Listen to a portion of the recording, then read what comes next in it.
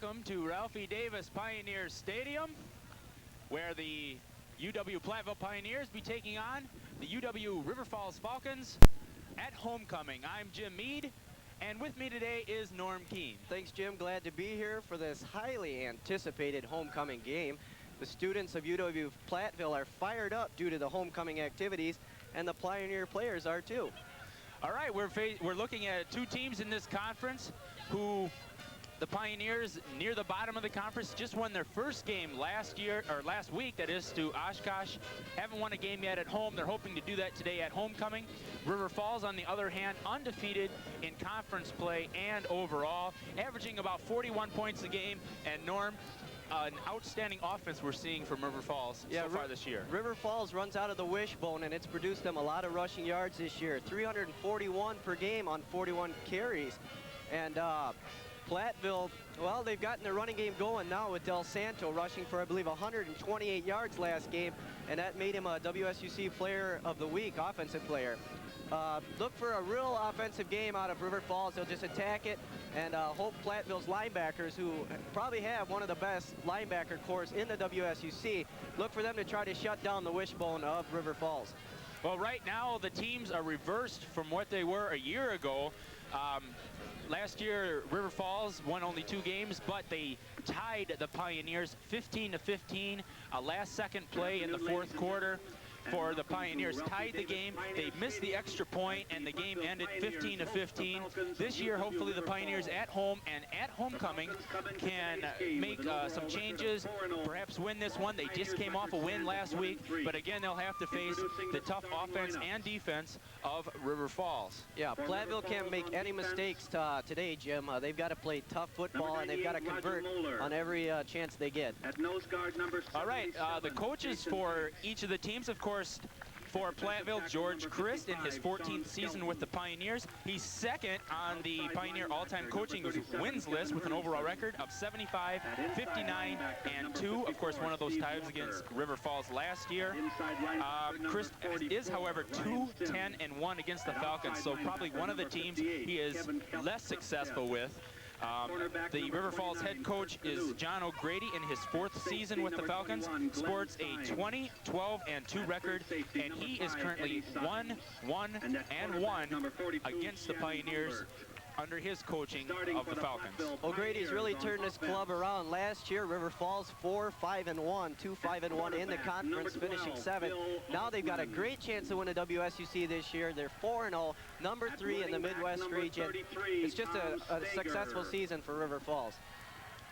Well, the Pioneers completely dominated Oshkosh for the first 57 minutes, allowing no points, and just stymied them until the last 14 minutes of play, or the last couple minutes of play when they put 14 points on the board. They held on to defeat Oshkosh 19-14, their first win of the year, but that's coming off a difficult start. I mean, they played Dayton and lost. They had to play Whitewater right after that. They had to play La Crosse right after that.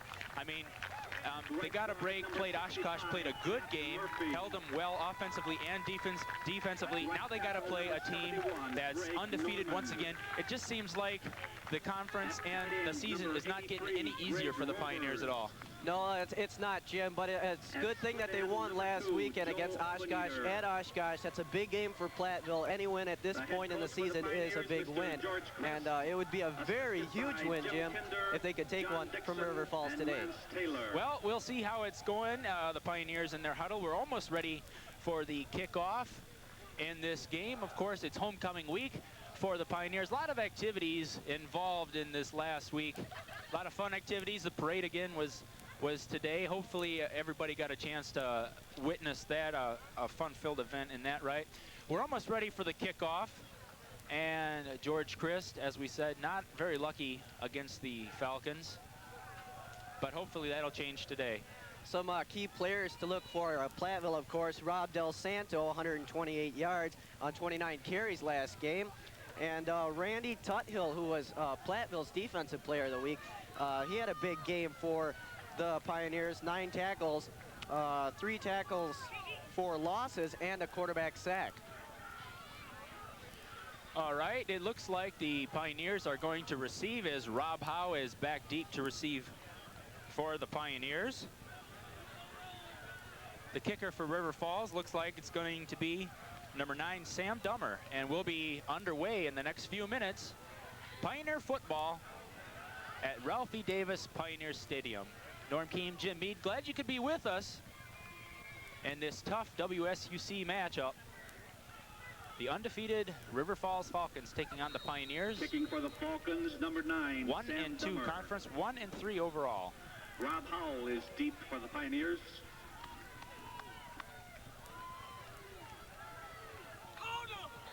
A lot of excitement here. It'll be interesting to see how Platteville comes out when they get the offense, when they get the ball here. They might come out explosive, Jim. And Dummer kicks it off, back to receive it is Howe. Takes it straight up the middle toward the 20, and it won't get much further. Trying to elude a tackler. Number 25 made the tackle, Jeremy Bigelow, for the Falcons. And Norm, we're going to see now the Platteville offense and the River Falls defense. Well, leading the offense for the Pioneers is quarterback Bill Altman. In the backfield, they got Steger, Fisher, and Del Santo, of course, using the wing T type offense. Crowley, Pitzel, Bunch, Murphy, and Norman make up the offensive line, and Greg Robers and Obernader are the wideouts. All right, the first play is a handoff. Looks like it's going to be to Del Santo. Ball carried by Tom Steger. Tom Steger was the ball carrier, though. There's that trap play on first down with Del Santos. Chris likes that one. We'll see if it works good for him or not today, because River Falls got a pretty good defense, only allowing 3 points in their first 2 WSUC matchups. On the defense for River Falls, Roger Moeller, Hanks, and Skelton make up the defensive line.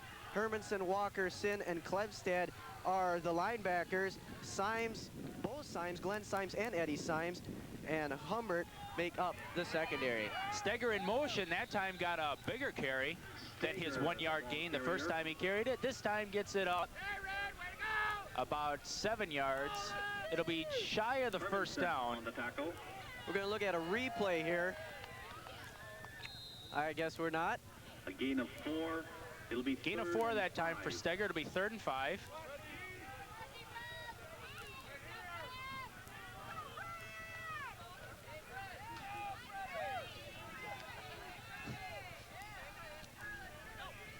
All right, 3rd and 5. We're going to see Altman maybe in a passing situation. Steger.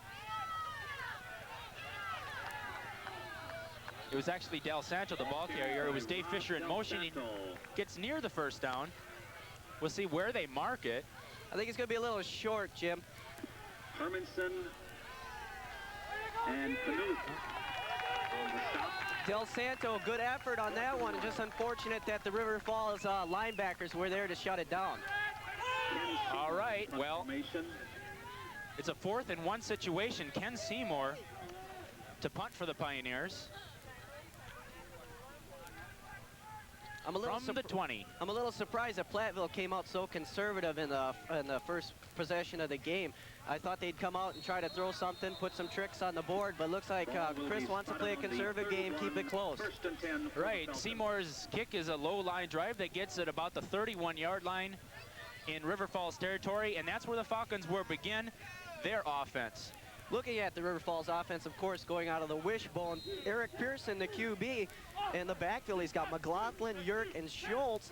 In the offensive line, Cherney, Jackman, Nutt, and Elke, a 300-pound offensive lineman. He's a big guy. Smith, Horlicek, and Hepburn, the wideouts. And this is a handoff right away to their running back. Ball carried by McLaughlin. Ryan Reed made the stop. Ryan Reed with the tackle for the Pioneers. A gain of 4. Looked like McLaughlin was the ball carrier that time. A gain of about 4. Yeah, coming right out, and they're just going to try to run it down their throats in this game. That wishbone offense is very strong. There you see the Falcons offense being led, of course, by Eric Pearson. 2nd and 6, and a fumble, looks like. The Falcons seem to have recovered it. Pearson on the keeper. I think we might get a penalty here on the Falcons for moving too soon. No, I guess we don't. Was that a fumble, or was that a quarterback keeper that just didn't work? I have no idea. I thought for one it was a penalty, but I guess it was just a keeper. All right, a loss of a couple that time. It'll be 3rd and 6 situation. We'll see how Pearson, whether or not he comes out throwing, how effective he is.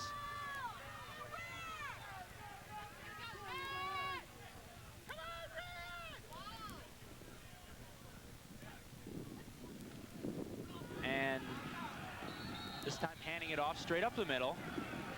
And no dice for the Falcons. They'll gain maybe a yard. Tom Witt on the Tom Witt on the tackle for the Pioneers. It'll be 4th and 5.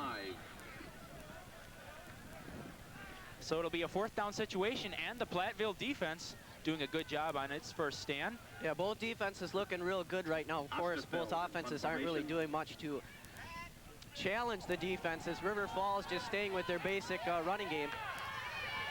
Obernader receives the punt, got plenty of room to run, and he gets out up to about the 40-yard line.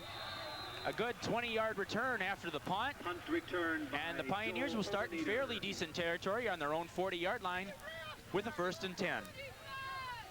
Here's that replay. Obernader starting upfield and does a real good job looking for the holes. So a good run by Joe Obernader, and the Pioneers with a 1st and 10 situation. Obernader is the split end that is at the bottom of our screen. And in motion is Steger, and it's a handoff that's going to go to Del Santo, gains maybe a yard. Could have a late hit here. Nope. Once again, the 1st down run with Del Santo. Platteville just playing their game, not going to make any changes. It'll be a 2nd down and 10 situation. They say he got back to the original line of scrimmage. It'll be 2nd and 9. See if Platteville changes it up here and maybe goes to the air. So far, we haven't seen a pass by Bill Altman. We're looking at a 2nd and call it 9. And he is back to pass. He's got a receiver. It's Robers, but it's overthrown. Intended for Greg Robers. The coverage there for the Falcons by number 21, Glenn Symes. And it'll be 3rd and 9. Not a bad pass by Altman. He threw it to trying to get to number 83, Greg Robers. He threw it where only Robers could get to it, so not a bad decision. I'm getting hassled. 10:19 left to play. The clock stops in the 1st quarter. Still no score between the Platteville Pioneers and the River Falls Falcons. 3rd and 9 situation. Altman in a possible throwing situation once again. Fisher is in motion. There is a flag. Be interesting to see what they call here. I think we might get a delay of game.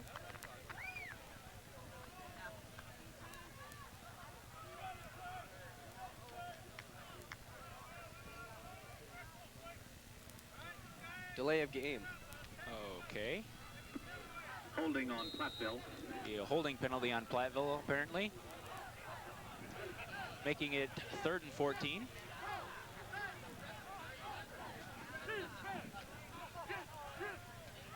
And Altman back to pass and is sacked. Someone missed an assignment there, Norm. I think a few guys missed their assignments. There's 3 guys in the backfield by the time Altman turned around, so. All right, Altman is sacked, and it brings up a 4th and long. As you take a look here, you got 3 River Falls guys in the backfield by the time he's turning around. Altman's got to have more time than that. Ken Seymour in punt formation. It brings up another punting situation. Ken Seymour to punt. McLaughlin. Platteville yet to really gain positive yardage on the offensive side. They're going to have to open it up, widen the field, use more of it. Exactly right. High punt that is fielded by McLaughlin, and he gets maybe about 10 yards. We'll see what River Falls comes out and does here. Probably the same thing with the wishbone. What they like to do is just keep running it until they wear you down. Schummer and Detweiler on the tackle. 1st and 10 from the 43. It'll be a 1st and 10 situation for the Falcons on their 2nd series of downs here. Pearson, and he hands it off to McLaughlin again. Gain of maybe 3. Scott McLaughlin, the ball carrier.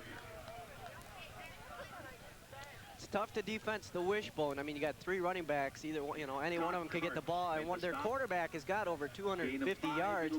He's a second leading rusher on the team. Well, so far they're using McLaughlin very heavily in this first quarter. And he picked up 5 yards that time. It'll be 2nd and 5 on their own 48. This Thomas Hepburn down here for River Falls, wide receiver, interesting player out of Miami, Florida, coming up to River Falls to play some football. The River Falls Falcons, 2nd and 5. It's a handoff this time. Excellent play there. The ball carrier, number 40, Chris Clausen.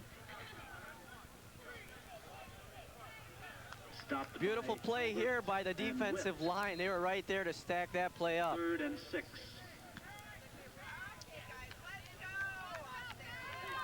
To bring up a 3rd and 6 situation, a loss of a yard that time by Clausen, and here's Eric Pearson.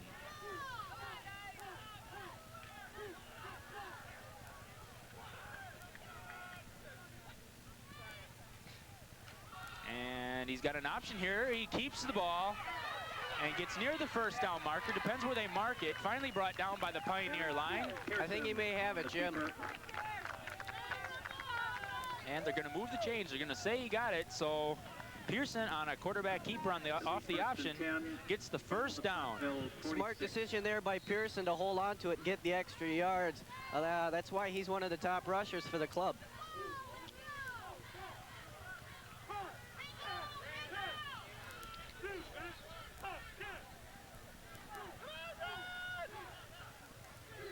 They're in Platteville territory. 1st and 10 on the 46-yard line. River Falls moving the ball. And again, another keeper by Pearson. Not as big of a gain that time. Maybe excellent a couple stop yards there by Tom Witt, the linebackers for, well, Tom Witt actually is a defensive end, but he also got help there by number 88, Mike Marty. A gain of a yard, it'll be 2nd and 9. Only a gain of a yard that time for Pearson. And it'll be 2nd and 8. Call it a long 8. River Falls yet to go to the air, so we'll see if they go here. Well, they came in here known for their running game. And Pearson back to pass, and he's going deep to the air, and it's going to be overthrown, intended for the receiver Travis Nordrum. Incomplete, and on the coverage that time, it looks like it was Randy Kleinhans. Nordrum, they just kind of snuck him in there. He's got 6 catches on the year, but for 140 yards. So he's their big play guy, and that's where they wanted to go with a big play there. Just unfortunately for River Falls, it just didn't work. Now the pass slightly overthrown. It'll bring up 3rd and 8. 6:56 left to play. First quarter, still no score. And Pearson calling the signals from the line. And he's going to keep this one again and gets maybe a couple of yards. It's going to bring up a punting situation on the tackle for the Pioneers. Number 49, Todd Karch, one of the Pioneers' favorites on the defense. 4th and 7. Well, look at this one right here. Pearson kept the ball. Probably should have pitched it, and he went inside. Obeneater is deep. Good job by the crew that time. Here comes a punt. A little wobbly kick there that Obeneater would just let bounce. And with a little help, it gets down to about the 11-yard line. So the Pioneers starting a little bit deeper this time. Let's see how they move the ball as Altman will begin the Pioneers' 3rd series in this quarter. Platteville will definitely have to move it out of the zone here. They don't want to play the whole game from their side of the field.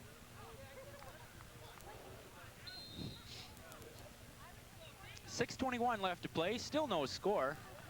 On a 1st and 10 situation, they're going to mark it at the 12-yard line. And Altman. Obeneater was in motion. Big run. The handoff, it was Del Santo. He fumbles it, and it's going to be recovered by River Falls. It's River Falls ball, it looks like, but we got a flag back at the line of scrimmage, Jim. Well, if this is on the Pioneers, though, like I think it is going to be, they're going to decline this one. It was Del Santo who broke open for the run. It's River Falls ball. Yep. Look at a replay here. Here's Del Santo busting loose, just didn't protect the ball in the open field. And that's a big thing for River Falls. That's big for them. But so River Falls gets a break from the Pioneers. Del Santo with an excellent run, broke open with the hole. I think we got I think the penalty was against River Falls. Well, the way it looks right now, the Platteville offense has come back on the field. You're right. So maybe a break for the Pioneers here. They're going to take it back to around the 12-yard line. We haven't seen an indication, though, of what the call is. Looks like offsides on the Falcons. Big break for Platteville there. It'll be first and well, the Pioneers get a break. It'll be, instead of a turnover at midfield, it'll be 1st and 5 for the Pioneers at their own 17-yard line. Finally, that first down run for Platteville with Del Santo worked. It's just unfortunate he fumbled it. Now let's see where they go to this time. It's Dave Fisher. Gets outside the end and gets maybe a few yards up to about the 24-yard line. I think we got a late hit, Jim. Dave Fisher. Shannon Humbert on the tackle. Do we have a penalty there? Yes, I think. Look at the replay here. You got number 46, Dave Fisher, cuts all the way down, using that open side of the field, and then he levels number 21, Glenn Symes, at the end of the play. So a first down and then some for the Pioneers as they get up to about the 40-yard line. First and 10 so an additional 15-yard penalty there. Platteville's moving the ball now. This is good for them, but they got to keep it going right here.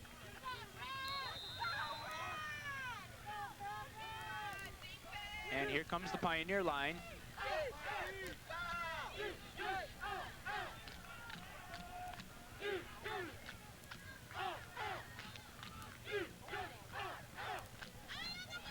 And the run this time by Del Santo again. Gets across midfield. He should be in first down territory across the 50, down to the 49-yard line. So we look at this again, Del Santo using the holes that the linemen have set up for him and just punishing the linebackers and the secondary of the Falcons. He's got to feel good about that run, Norm, because for one, he didn't fumble it, and that's a good, nice run to come back after that fumble. And he got the first down, and he ran tough, too. Took about 3 guys to get him off. Showing you right there why Del Santo is WSUC Player of the Week. In motion was Obenetter. The handoff went to Del Santo again. He got a couple of yards. On the carry, brought down by Ryan Sin.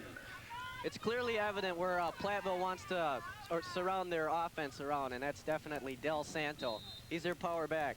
I didn't mean to cut on him. So, I mean, talking about the fumble.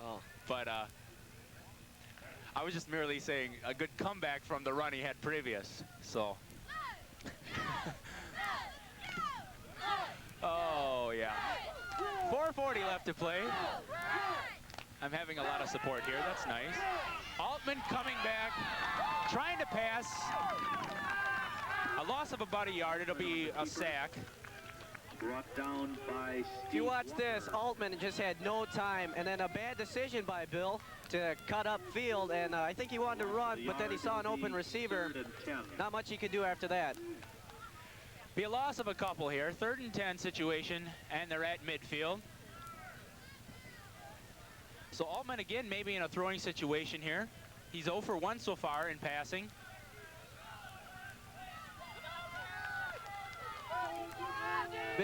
Big play right here. We'll see what they can do. And instead they go with the handoff to Steger, who's going to get maybe a yard. Steger had an open hole, but Glenn Symes coming back from the secondary came in. Maybe another questionable call. Were you expecting the pass there, Norm? 3rd and 10. Yeah, you probably think Platteville would go with the pass on that situation, but they're going with the run. It's done pretty good for them. Well, a 4th down situation, and Ken Seymour again to punt. Scott McLaughlin are deep. And Chris Yerk back to receive for River Falls. It's going to go to Yerk at about the 5-yard line. He's going to get up to the 10 to the 15 and hit by a slew of Pioneers, gets it to about the 17-yard line. That's where they're marking 1st and 10, and the Falcons will again have another possession, but they, however, are deep in their own territory. The first time they've been this deep, and we'll see maybe if the Platteville defense can hold them there. Yeah, both teams now starting out in their own zones. We'll see if River Falls can have some of the success that Platteville had on their drive. There you see the Falcons offense, led by, of course, number 19, Eric Pearson at quarterback. 1st and 10 situation. Pearson calling the signals.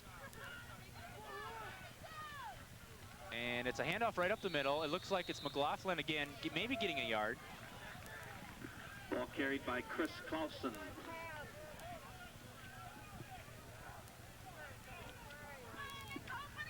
Stop made by John Whitt.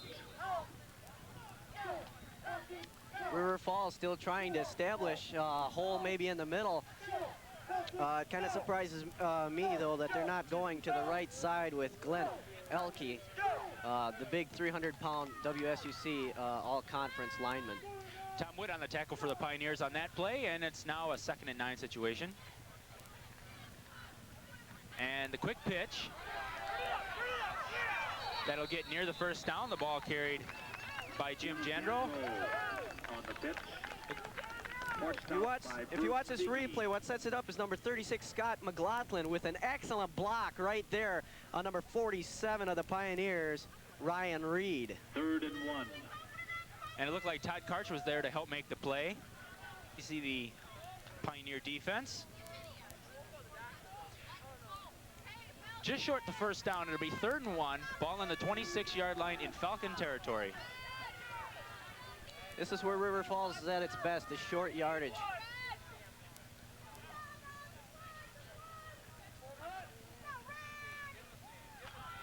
And a handoff up the middle.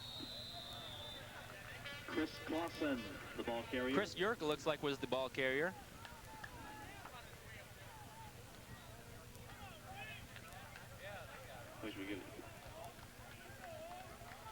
Looks like they got the 1st down on that one. Just conservative football, just pound it up the middle and hold on to the ball tight.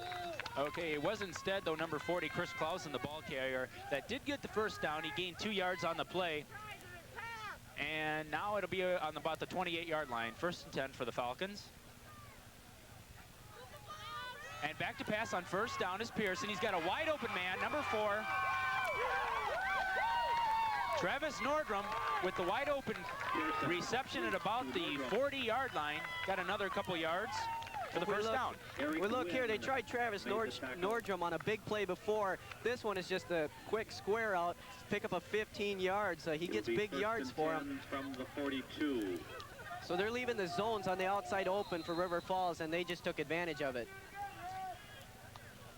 1st down for River Falls. Still no score in the ball game.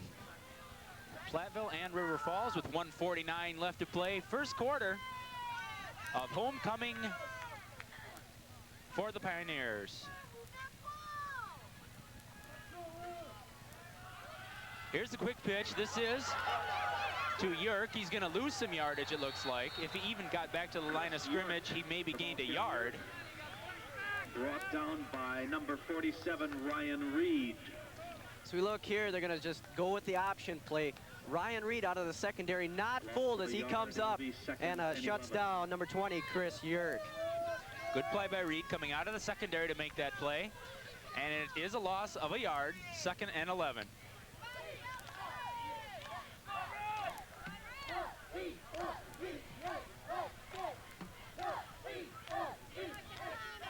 This is Pearson. Out of 2nd and 11 situation. The quick pitch is to McLaughlin. He's trying to get outside, and he does make the corner. Gains maybe about 6 yards on the play. Scott McLaughlin on the carry. Ryan Reed with an excellent tackle there for Platteville to stop that one. River Falls really stretches the field here, going all the way to the other side. Number 7 with a good block for River Falls, and an excellent hit there at the end.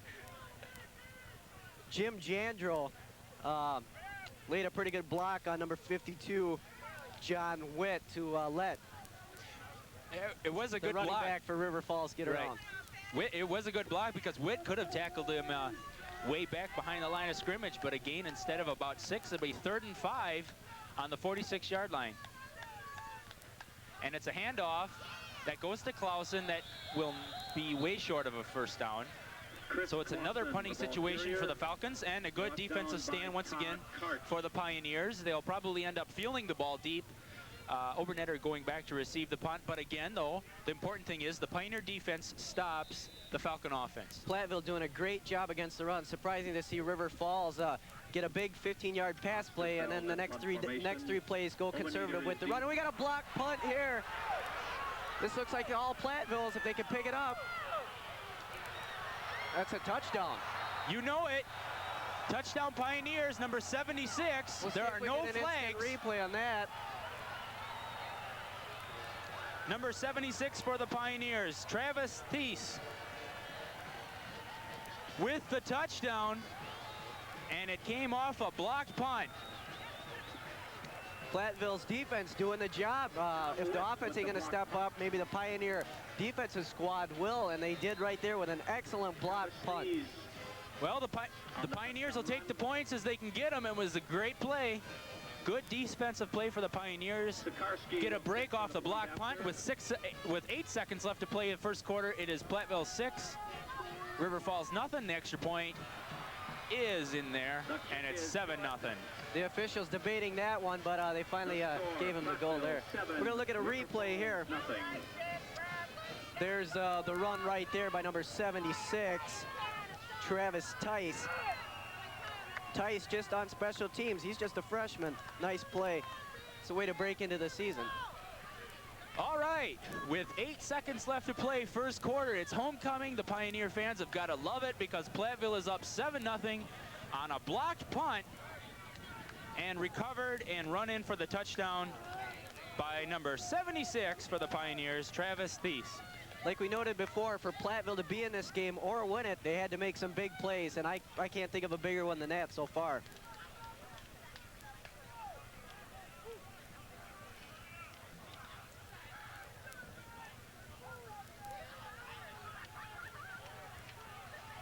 So now we'll see the Pioneers kick off for the first time today. Back to receive, of course, is that running back core of River Falls, McLaughlin and Yurt. Kicking for the Pioneers, number 20, Ken Seymour. Chris Yurt and Scott McLaughlin are deep.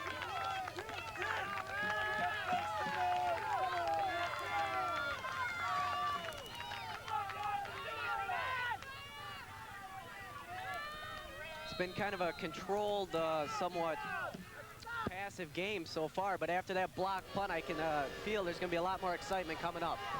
This is fielded by Yurk at about the 25, gets it up past the 30, up to the 35, and down to about the 39-yard line in Falcon territory, where it'll be first down and 10, and the first quarter expires.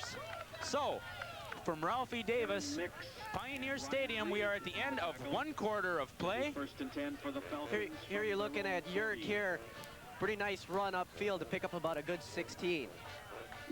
At the end of the first quarter, the score. And we are at the end of 1 quarter of play. We'll switch sides. The Pioneers, with a block punt break and touchdown, lead this one after 1. It is Platteville 7, River Falls 0. And Norm, your opinion right now of how this game's going on? Mostly a defensive game, as the touchdown just showed, but you got to be impressed with the way Platteville is handling the Falcons early. Oh, I'm very surprised how well Platteville, actually I shouldn't say very surprised, but it's interesting to see how well Platteville is stopping River Falls' run. Like I said earlier, they got a great linebacker core, Platteville does, and that makes it very, that helps in stopping the run. River Falls so far, they've only thrown 2 passes, but they've had their will, They've had their way, Travis Nordstrom is the guy they're looking for, and I wouldn't be surprised to see them going to him here in the second quarter. All right, the Platteville defense is again on the field. It is Pearson leading the Falcons. First and 10 situation, and he's back to pass deep on first down. He's got a man, but it's overthrown, intended for Thomas Hepburn. Incomplete. But it was overthrown. It'll be incomplete. Platteville secondary got burned twice, and they've gotten pretty lucky.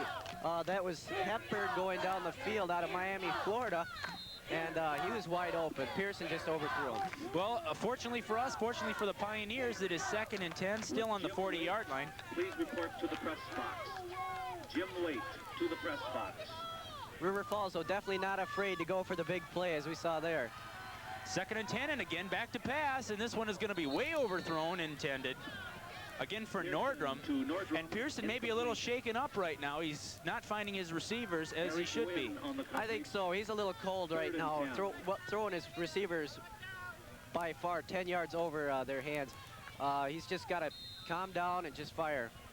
Perhaps intimidated by the great Platteville defense. I would think so. Anyway, it's a 3rd and 10 situation. And Pearson on the 40-yard line.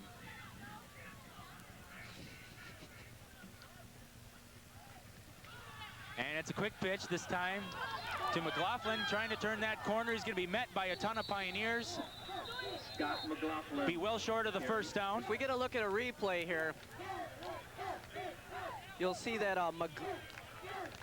McLaughlin here, instead of cutting inside, he went outside. He could have had more yards, but well, that's just the way it goes. And win. Eric Sikorsky with the hit. On the tackle. And it'll be 4th and 6, a punting situation here. Back to receive, Joe Obenetter again. And a high punt, not deep. Obenetter might just let this one bounce again. And it's going to be fielded at about the 30-yard line. The Falcons so far have had to punt for 3 times already, and you got to credit that to the Platteville defense. Yeah, Platteville shutting down the run. The passing game is there for River Falls. It's just Pearson's got to hit his wide receivers.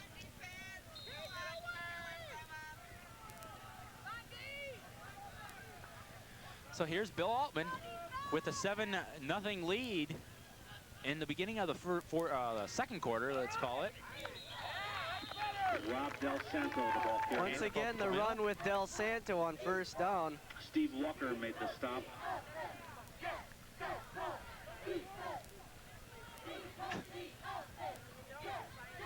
No gain on the play. It'll be 2nd down and 10.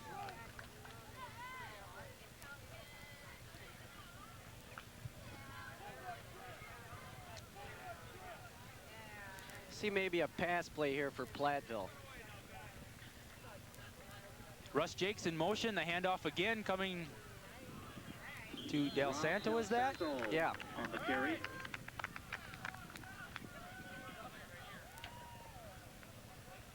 Little better gain on the play. Maybe about 5 yards. It'll be 3rd and 5. They got the ball up to about the 44-yard line. 3rd and 5. Big situation here for Platteville. They've got to show that their offense can work. And 3rd and 5 in their own zone. They got to move the ball here.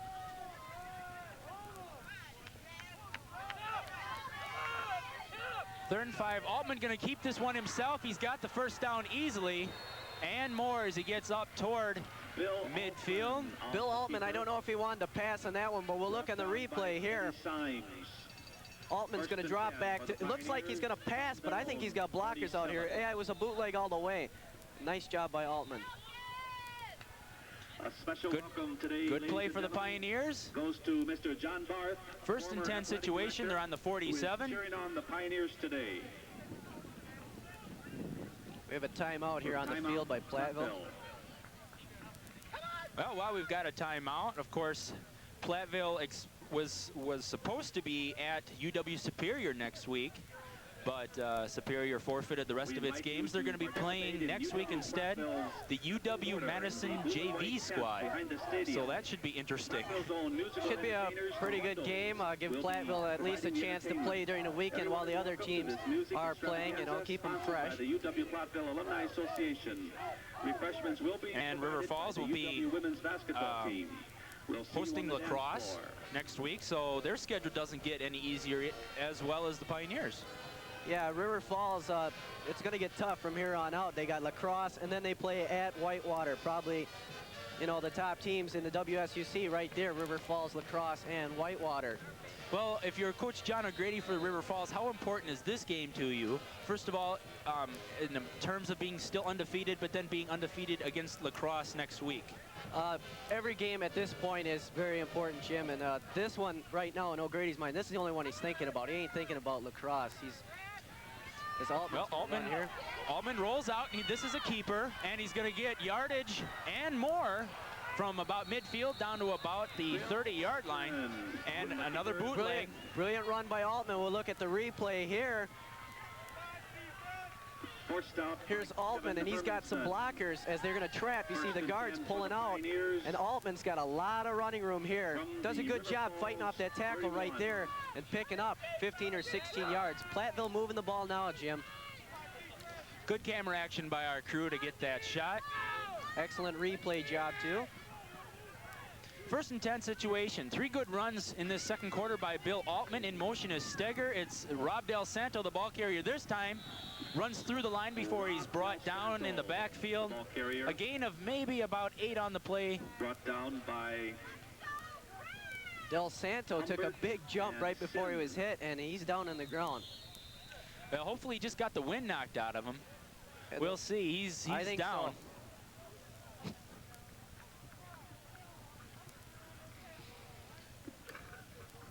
I think the wind knocked out of him. The injured player. We're going to take a look here at what happened to Del Santo. Well, he had a good run. So you see here, Del Santo will like dive into the huddle right there, and UW River Falls 15-12, 15-6, and 15-7. I don't really know what happened there. It's just maybe when Del Santo jumped in the air and fell onto the crowd. I'm thinking maybe he just got the wind knocked out of him. Hopefully that's all it is. We don't know the injury yet, but Rob Del Santo is down with the Pioneers leading 7-0. He gained 6 yards on the play. Yeah, I think you're right on that one, Jim. It was just the win.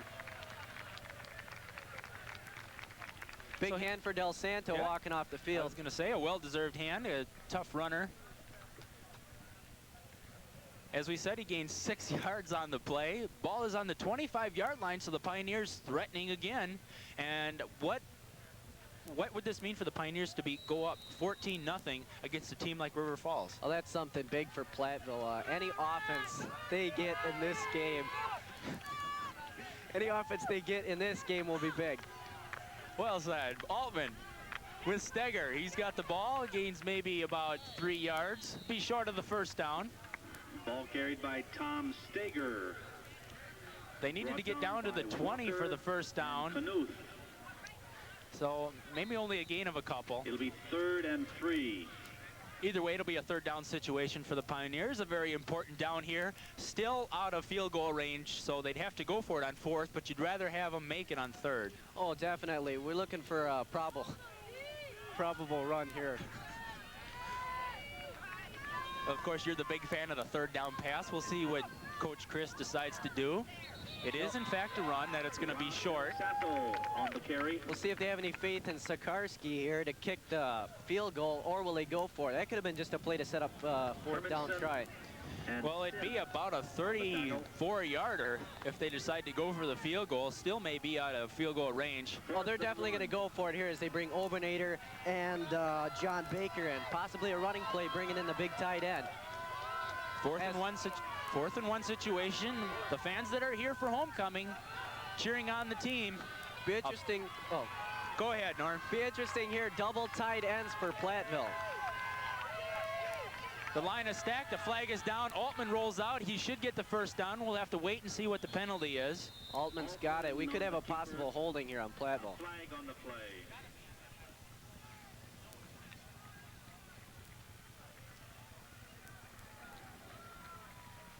It looks like a penalty against River Falls. Once again, setting up the play with Altman, where he's looking to back to pass, but he's got open field to run, and Altman will take the run any day. Still no ball movement here to indicate who the penalty is on. That's going to go against, I believe it's a penalty against River Falls, and they'll decline it. The penalty is declined. Okay, so it's a first down and 10 situation for the Pioneers on the 27-yard line. That turned out to be an 8-yard gain for Bill Altman on the keeper.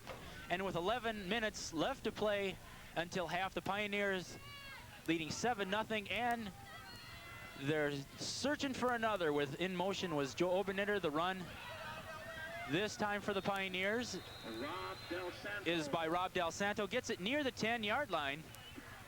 Glenn Symes and Kurt Knuth made the stop. Pretty good run there by Del Santo. And again, a run coming off that injury. Comes back right in the lineup when they need him, and he gets 6 more good yards, down to about the 11-yard line.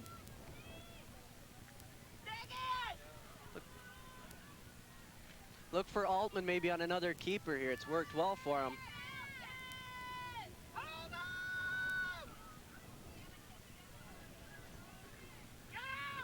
And again, it's Del Santo with the ball. Del Santo on the carry. Pretty good run there again by Del Santo. Pickup of about maybe, looks like Ryan 4. We're going to Sims look at this one. made the stop. As you see Del Santo taking a pounding right there.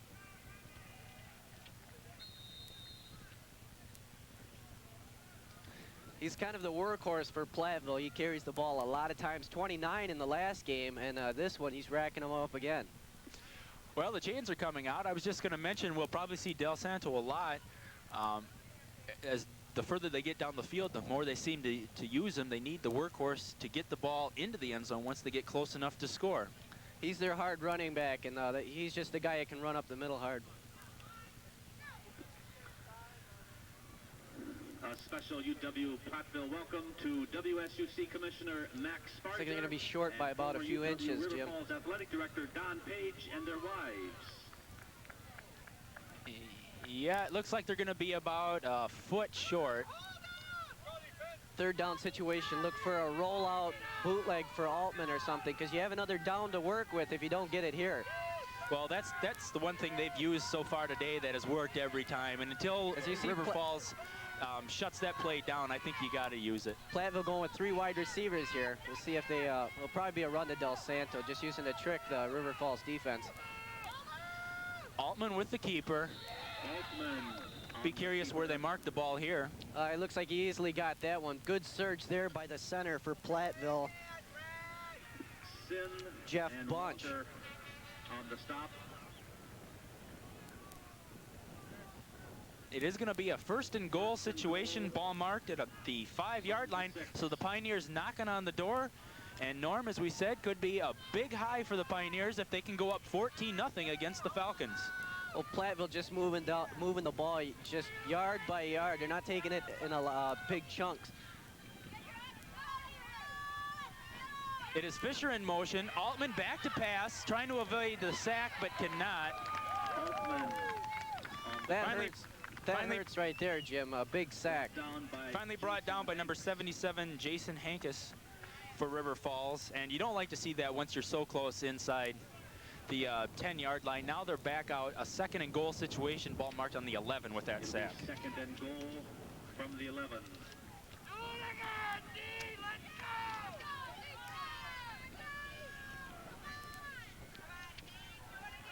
2 wide receivers set up, definitely.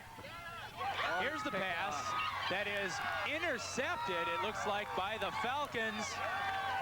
Just the quick pass intended for the Platteville receiver, but it is picked off by River Falls, and a tough break for the Pioneers, who were just 10 yards away from scoring, and now Altman throwing the interception, and the Falcons will retain the ball at about the 10-yard line. See a nice play there by Symes. Altman just tried to thread the needle there, and Symes just stepped up and picked it off.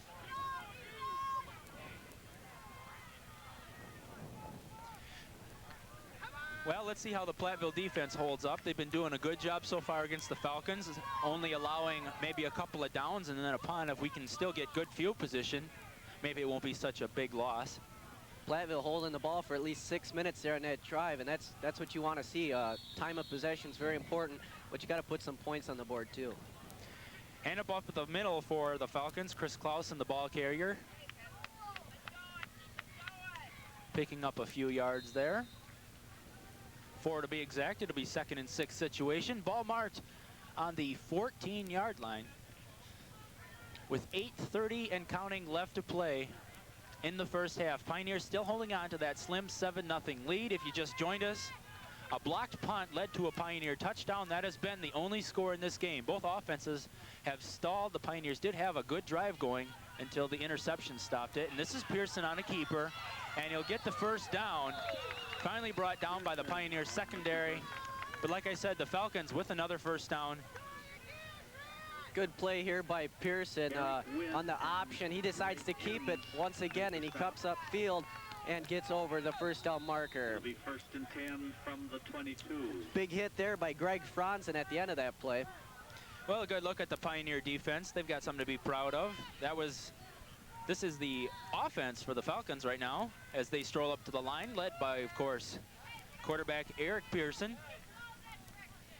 And he's looking at a 1st and 10 situation. Ball is marked at the 22-yard line, so an 8-yard gain for Pearson that time, and not as big a gain here. The ball carried this time by Clausen. The ball carrier. River Falls is yet, they haven't been able to explode off that middle run like they'd like. They'd want to take it down and probably get 10 or 11 yards off it, but Platteville doing a great job stuffing the middle. Todd Karch, one of the many Pioneers making the play.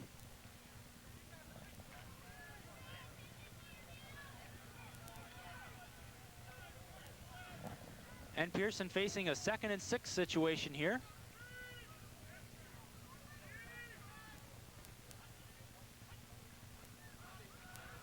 And a keeper this time for Pearson. We'll see what the flag was about. There is a flag. It'll be Pearson, a run by Pearson with a loss of some yardage. We'll see what the penalty is. But that kind of looked like a busted play, Norm. That was. Pearson, I think, made the stop.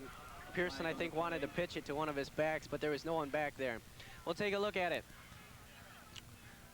Yeah, Pearson wanted to pitch it there, but he didn't have a chance, so he just decided to sit on it. And a holding penalty will also hurt here. The Pioneers deciding what they want to do here, if they want to knock them back additional yardage or if they'd want to decline it and take the sack.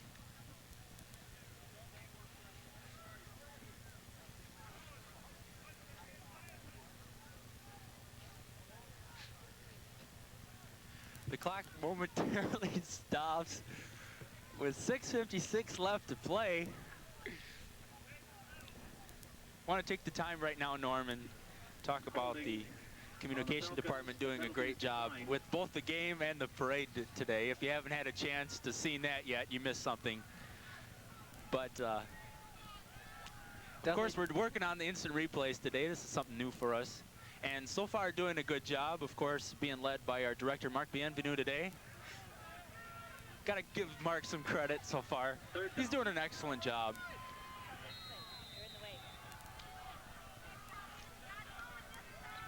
But we're facing the 3rd and 9 situation. The clock, 6:50 left to play. Back to pass is Pearson. He's got his receiver. Great coverage on part of the Pioneers that time.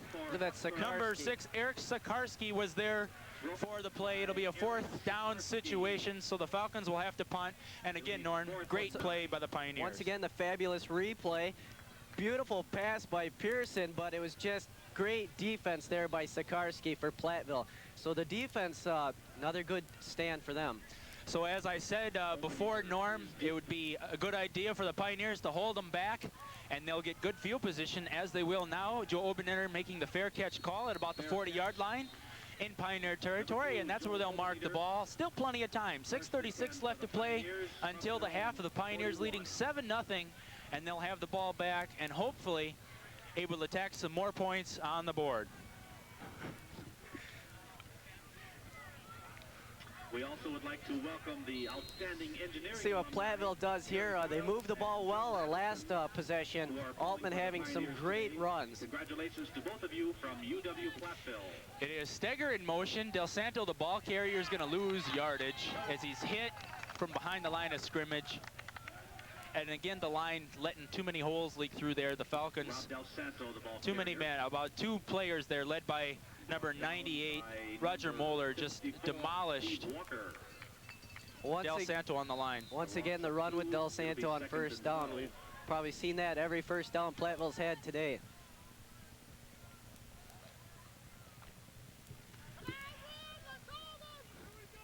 Russ Jakes is split wide to the left for the Pioneers. Dave Fisher split wide to the right. And it's Altman. The ball carrier is Steger. Del Steger. We're going to look at a replay here, Jim, and watch the beautiful trap play here as they open a big hole for Tom Steger. Here we got it right here. It's just a fake handoff and a give to Steger. Right up the middle, and he does a good job getting the big yardage. And we got to credit the line that time after we kind of ripped on them before. They did do an excellent job making the hole there for Steger. He ended up picking up the first down and more down to about the 47-yard line, where it'll be 1st and 10 situation. Going down on the field is Shannon Humbert for the Falcons. He walks off on his own power, however, and it'll be a 1st down situation for the Pioneers.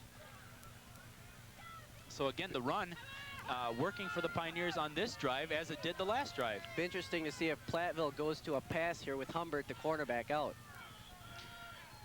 It's Obernetter in motion. The handoff is to Del Santo, and for the second time in a row, he is nailed at the line. Number 54, Steve Walker that time there.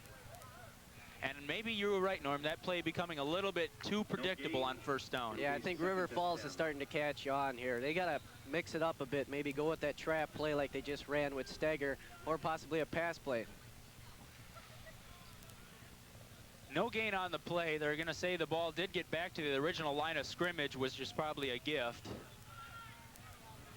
5 minutes and counting left to play until the half.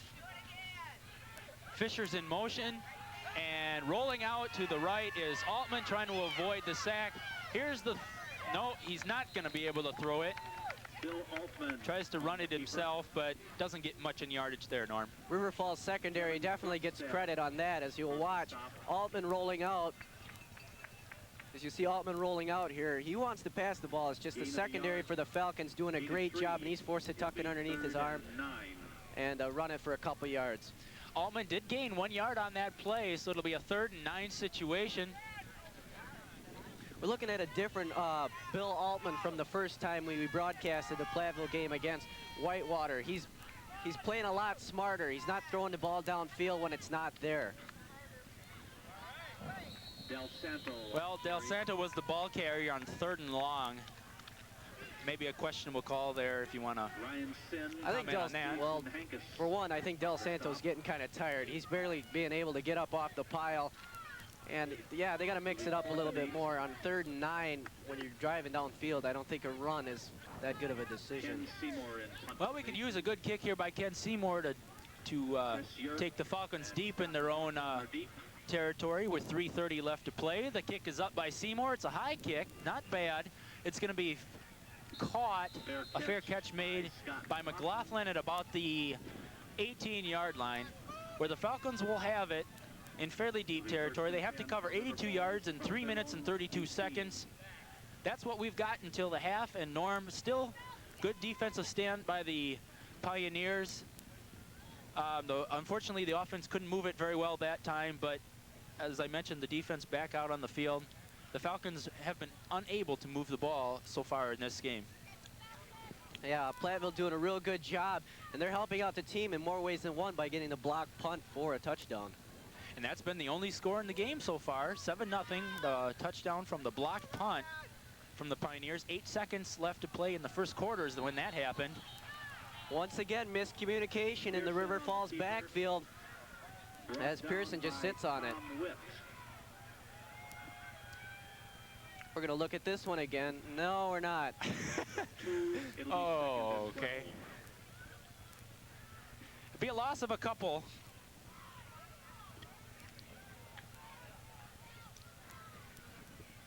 And they're going to mark it at about the 16-yard line, a 2nd and 12 situation. 3 minutes of counting left to play first half.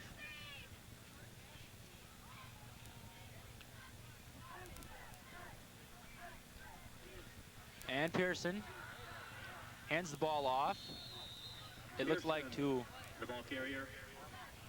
It looked like Pearson did hang on to it, and he did, so he gained a couple of yards on the play. Look at this one again. As you see, it kind of looks like Pearson wants to pitch the ball, but at the last second decides to keep it. Yeah, that's what he did. He just tried to pitch it, but no one was there, so he kept it and ran it for a few yards. Bruce Fege, the man on the tackle for the Pioneers. Gain of a couple. And it'll be 3rd and long for the Falcons.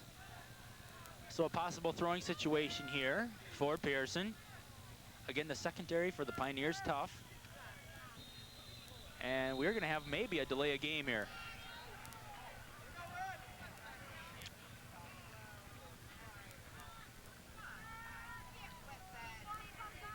Well, penalties, Norm, have plagued the Falcons more than once. I mean, Del Santo had a fumble that the Falcons recovered, but a penalty on their part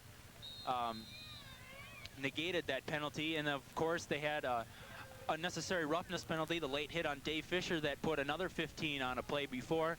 Now they're backing it up another 5 yards on delay of game. So penalties right now deciding the fate for the Falcons. Yeah, River Falls definitely not helping themselves out there with those penalties. 3rd and 13, back to pass is Pearson. Way over pass interference his there. man. But another penalty. If we get a look at a replay there, maybe. You might see that, well, look here, Travis Nordrum is pass interfered right there as he gets bumped right before there, and the referee saw that. All right. The man who's going to be... No flag on the play. There is no flag. No, they picked it up, I guess. Okay. The coverage that time, Eric Wynn. We thought maybe that bump there was going to be the pass interference penalty on Wynn, but instead it is good defense. And punting in their own end zone are the Falcons. River Falls very upset with that one, and they have it right to be. I mean, you can't really get a receiver can't be pushed 10 yards from the line of scrimmage. Another fair catch signal made by Joe Obernetter, and the Pioneers start what is probably their best field position of the day at the Falcons' 38-yard line. They have 1 minute and 49 seconds left to play in the half, and that's how much time they have to get it in the end zone if they can.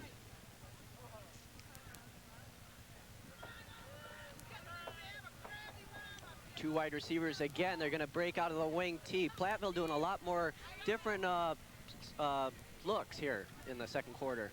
Obernetter split to the right, and it's Steger, the ball carrier. No yardage there. On the carry. Platteville trying to go with that big trap play. Hurry up offense here. Stopped by Steve Walker and Roger Moeller.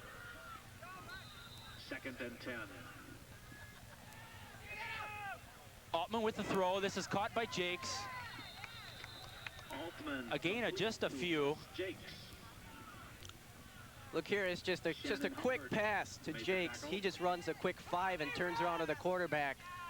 A nice little quick hitter, but got to pick up more than 5 yards now. Look at the Pioneer offense here. The clock stops with 1:26 left to play as Jakes did happen to get out of bounds. The Pioneers with all 3 of their timeouts. The Falcons have 2, and there's 1:26 left to play until halftime. Pioneers on the 34, and motion is Steger. Altman back to pass, rolls to his left. He's got a man. It's number 31, Del Santo. He gets the first down and more. We'll see what the flag was on.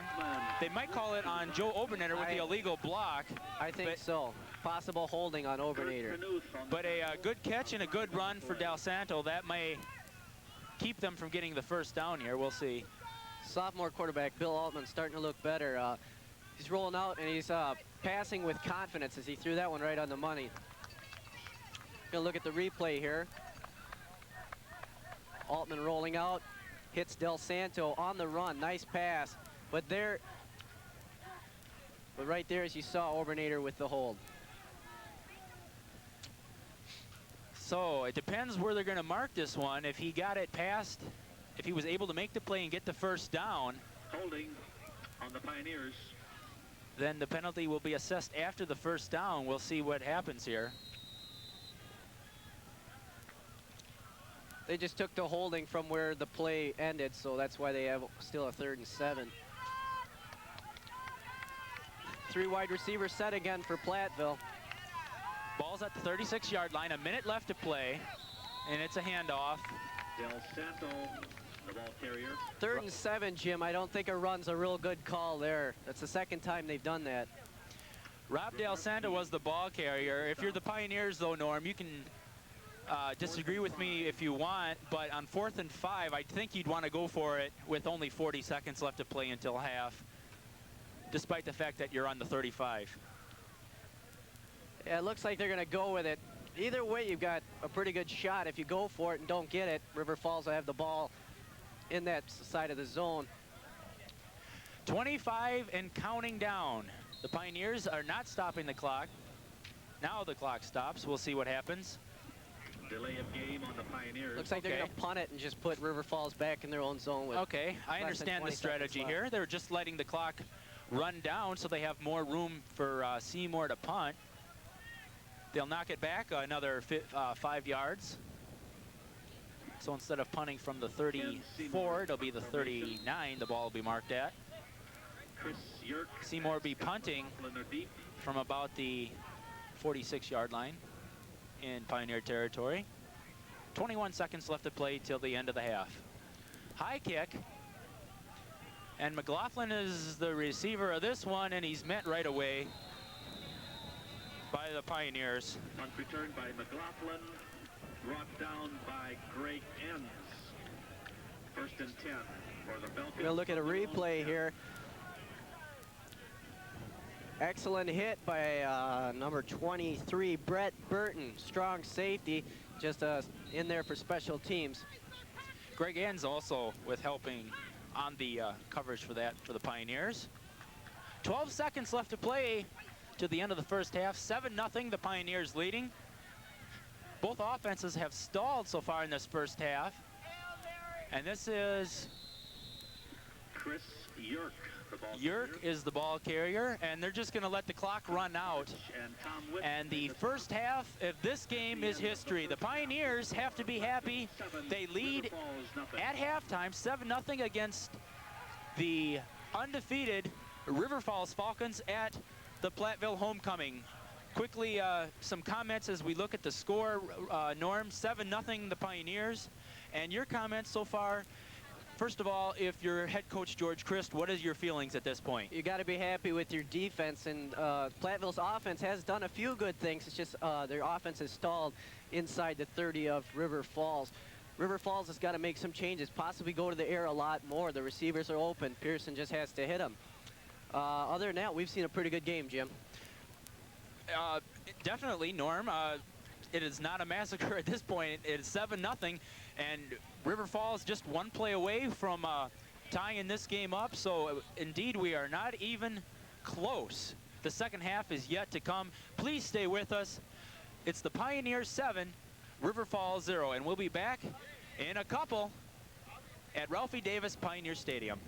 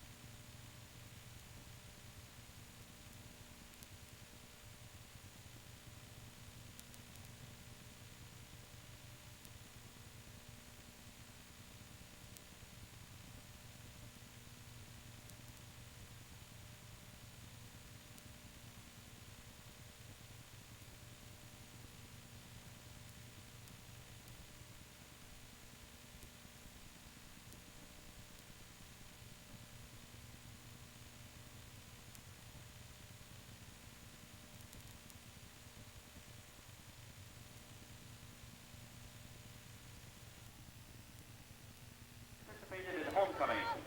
With your support, homecoming has been an overwhelming success.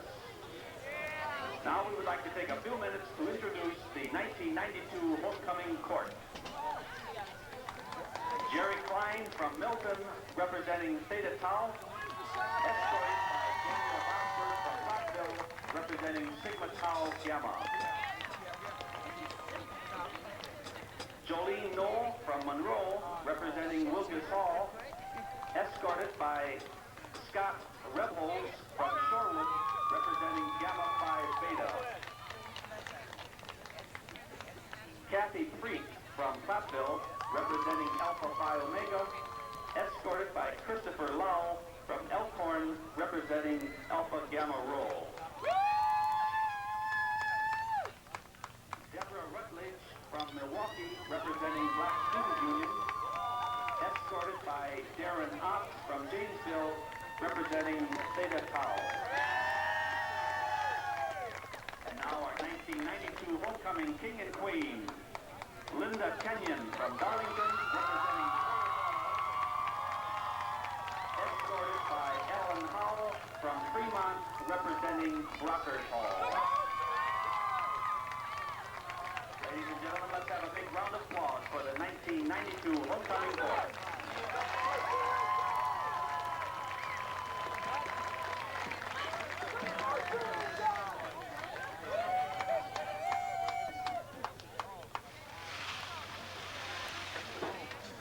Nice.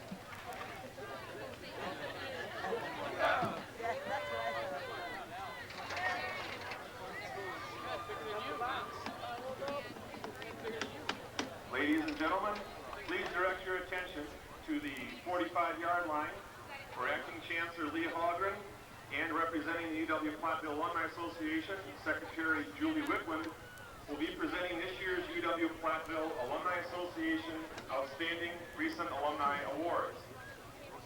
Our first recipient was actually bestowed the honor in 1991. He is a 1977 Economics and Business Bachelor's degree recipient, and in 1980 received his master's degree in agricultural economics. He is currently an associate professor of agricultural economics at the University of Nebraska-Lincoln, where in 1984 he received his PhD.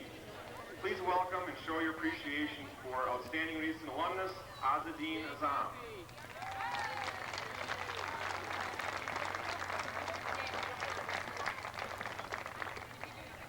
Our next recipient is a 1977 graduate who received bachelor degrees in speech theater and art. She acted in over 21 productions while at Platteville.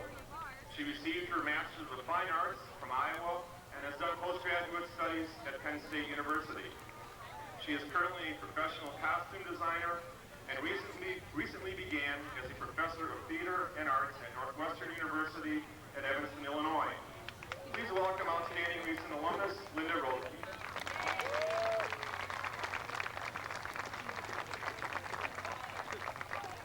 Our third recipient was not able to make it in person today due to his professional responsibilities.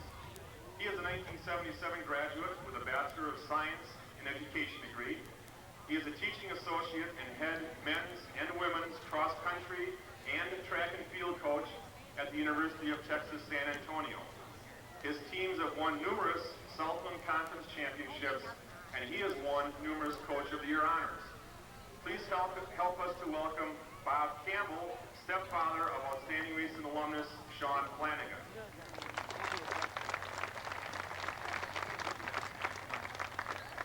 Our fourth recipient is a 1983 graduate in both political science and history. He has served our country in Germany, Panama, Saudi Arabia, and Kuwait City. He is currently a captain of military intelligence for the United States Army in Fort Bragg, North Carolina, and is awaiting word from the Major's Promotion Board.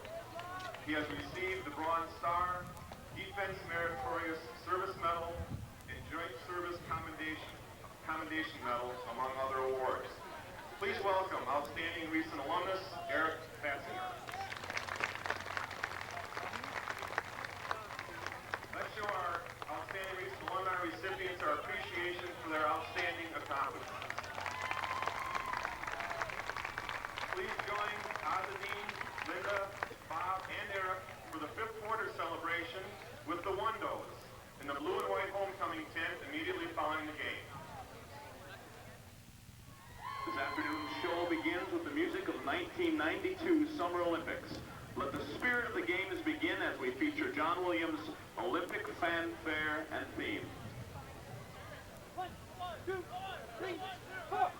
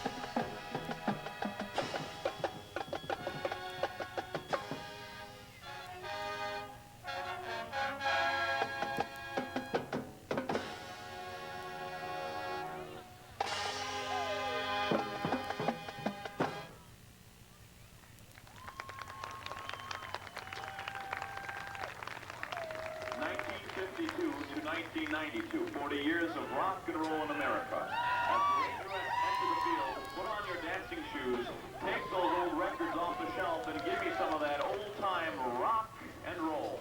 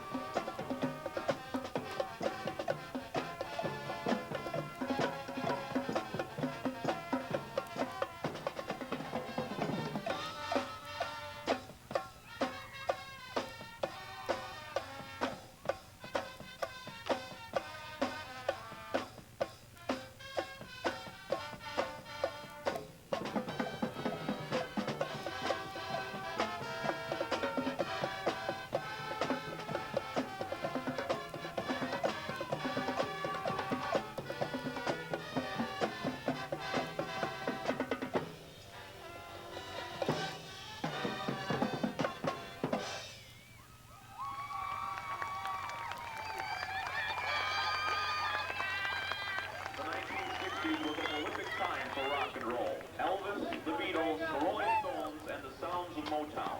The Motor City has given us some wonderful music to sing and dance. As we close our show, sing and dance along to the Motown melody featuring I Heard It on the Grapevine, ABC, The Way You Do the Things You Do, My Girl, and R.E.S.P.E.C.T. One, two, three, four.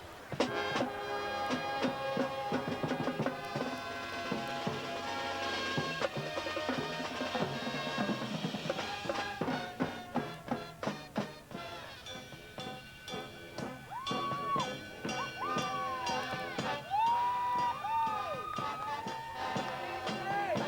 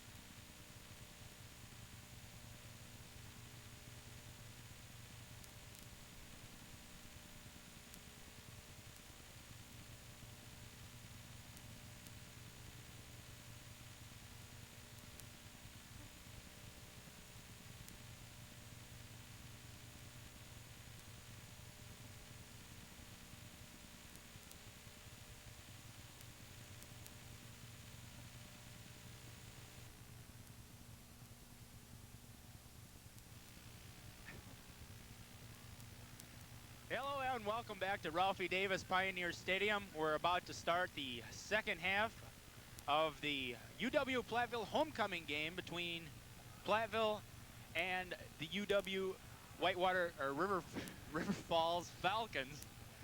And with me again, Norm Keene. Well, we've seen a pretty interesting game. Kind of a surprise that Platteville is ahead 7-0 over the number 3 ranked River Falls Falcons. Right now, the Pioneers up 7-0.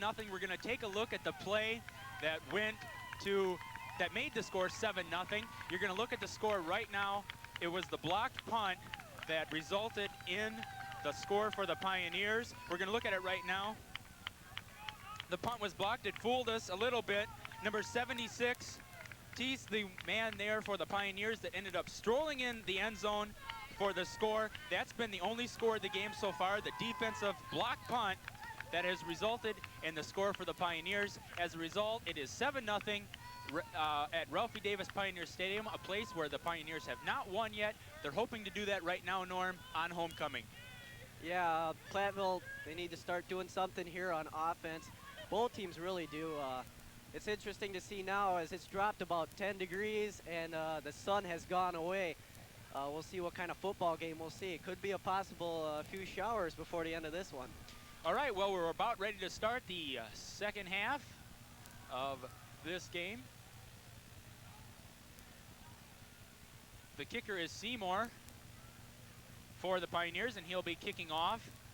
Deep to receive, the two halfbacks for the Falcons is number 20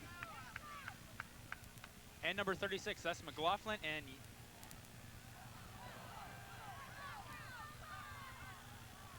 Yerk is the ball carrier. Gets it at about the 15-yard line, and then about a 15-yard run back off the kick. It'll be marked at about the 30-yard line in Falcon territory, and that's where we'll have it. And Norm, your reaction to the first half? Well, like we said before, a defensive match pretty much, as evident with the defense scoring the only touchdown in this game for Platteville. Right now, we got to look for River Falls here. They're probably going to go to the passing game more in the second half to be successful. Pearson, the quarterback for the Falcons, handing it off. But everybody was there, being led by number 52, John Witt for the Pioneers. Excellent play there by Witt. And it'll be a second and long situation. Looking at some statistics in the first half for the Pioneers, of course, they were up 7-0. They doubled up on first downs, 8 for the Pioneers, only 4 for the Falcons, and you got to credit that to the Platteville defense. Yeah, they've done a real good job, and as you saw just on that last play, real good job against the run of River Falls, which averages 343 yards a game. I don't think they're going to get that today, Jim. Well, here's Pearson on the handoff, and it's a little pitch that's foiled and recovered by Yerk, I believe, was the intended man to receive that pitch from Pearson. The broken play will result in a third and long loss. Just a bad pitch here, well behind the running back, Yerk. Right now, it's Platteville just hasn't been able to, River Falls hasn't been able to make that exchange between quarterback and running back. It's been a problem for River Falls all day. They've struggled today, that's a fact, Norm. 3rd and 21, got to credit that to the Platteville defense, who's played just outstanding, but they have been all year. This is just a simple handoff that fools nobody on the Pioneers. McLaughlin there. And on the tackle again, John Witt, and it's going to force a punt for the Pioneers. The punter for the Falcons is Guy Osterfeld, and he's going to have to punt, as he has many times already today, deep in their own end zone. Again, Joe Obenetter back to receive. He's standing at about the 45-yard line in Pioneer territory. This kick will wobble, and a fielding catch, sliding catch that is, by Obenetter at about the 47-yard line in Falcon territory. So, Norm, great field position to start the second half for the Pioneers. Well, the last 3 times Platteville has touched the ball, they've had excellent field position. I believe their last 2 drives were inside the 30-yard line. They need to move the ball, and they got to score in the red zone. Okay, the Pioneers, 28 rushes for 93 yards. That outlasted River Falls 22 rushes for 61 yards, and you said, Norm, to be able to outrush this team is got to be an accomplishment in itself, as we see Billy Altman getting another 12 yards on a carry of his own. Majority of those rushing yards were definitely Rob Del Santo for the Pioneers. Altman picked up, had to be the second leading rusher for the Pioneers, as he rushed for at least 20 yards on some of his bootlegs, as you saw right there. That play's working for Platteville. We'll see more of that in the second half. Of course, we didn't see much of the pass in the first half from either team. The Platteville only with 11 total yards, River Falls with only 14. But when you got two teams that live on the run, I mean, why do you have to pass anyway? That's true, but in River Falls' situation right now, I think you have to pass. You're down by 7. You need to shake something up here. The running game up the middle is not working. John Witt, the linebacker, has had an excellent game at stopping the run up the middle. And I think River Falls is going to need to look at their receivers, possibly Thomas Hepburn or Travis Nordrum. Travis Nordrum's done a real good job of getting wide open. It's just Pearson hasn't been able to connect him on the passes. Early in this game, he was very cold, overthrowing his men by at least 5 yards. We'll see what happens in the second half. Again, we got to credit that to the defense, especially the D-backs and the line, who put the pressure on Pearson to throw it away. I think that's what the coach of River Falls is thinking. Pearson is not having that good a game. Maybe we'll just stick to the run, play conservative. This is a handoff to Rob Del Santo. Good 10-yard gain there. We're going to look at a replay here and watch Del Santo as he gets to the line of scrimmage. He'll cut right at the line of scrimmage and find a big hole where he runs for about a good 7 or 8 yards. It'll be 2nd and 2. A gain of 8 that time, 2nd and 2. We're in the second half, 7-0 Pioneers. They had that lead at the end of the first quarter, and that's the way it's been ever since now. We're in the third. This is Altman. He's going to run it himself, and he's going to lose a few yards. Kind of a busted play, I think, there. Here's the situation where Platteville just starts to fall apart. They're getting down in the 30, and they haven't been able to get it down any farther than that in the last 3 possessions. So they're going to need a big play here. All right, for Platteville, let's get back to the individual leaders for rushing. Rob Del Santo, 14 carries, 44 yards. Billy Altman, the only other big rusher that is compared to his statistics, 7 attempts, 22 yards. In motion is Steger. He's going to get the handoff from Altman and avoids 1 tackle, but doesn't avoid the second, and will gain just a few of them. Platteville going with the conservative trap play again on 3rd down. Kind of a surprise. Platteville, of course, hasn't really passed that much in this game. Maybe not with the cold weather, wanting to keep the ball on the ground instead of throwing it in the air. Well, they're facing a 4th and 1 situation, a little bit out of field goal range. Most undoubtedly, they will go for it here. Oh yeah, you got to go here, Jim. 4th and 1. You got to have faith in your running attack. And don't be surprised, Norm, if we see the Billy Altman run again. It's worked well for him so far. Altman, this is Fisher, though, on probably his first carry of the game. One of the first we've seen. I think he may have it. It's going to be close. They're going to have to measure. Symes and Flycheck. Oh, they're not even going to measure, Jim. Well, it looks like where they mark the ball, it's going to be short. And they are going to bring the chains out. Got about 30 guys on the field for River Falls right now. Yeah, they may be enjoying it a little bit too early. They needed a yard. Dave Fisher looked like at the beginning he had gotten that yardage, but we'll see right now. It looks like they're going to be a little short. Oh, a lot short. About a yard. Short by a yard. Well, up to the defense once again. The offense stalls. That's got to fire up the River Falls team as it does their crowd up here. To stop them to stop the Pioneers on 4th down.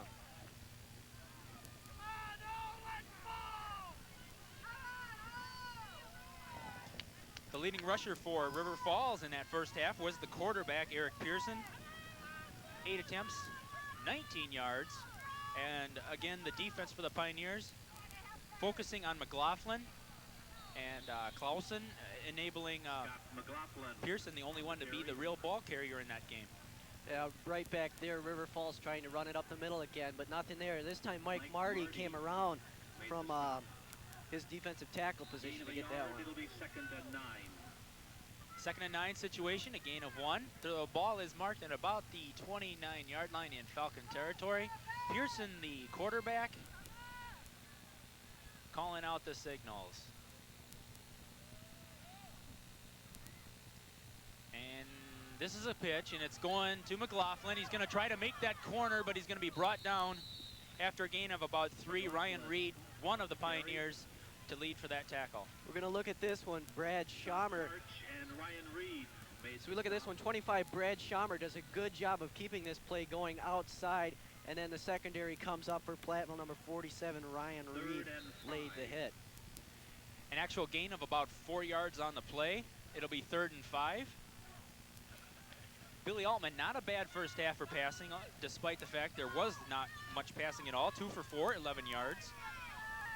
Pearson for River Falls was 1 of 6 for 14.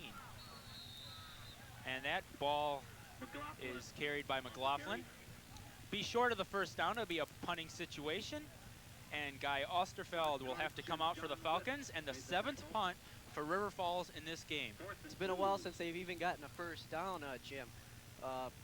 Platteville just doing a great job again, shutting down that run up the middle. Obenader is deep. Joe Obenader is back deep for the punt. Almost blocked again, but Obenader going to make the fair catch at about the 40-yard line, where it'll be a 1st and 10 situation for the Pioneers.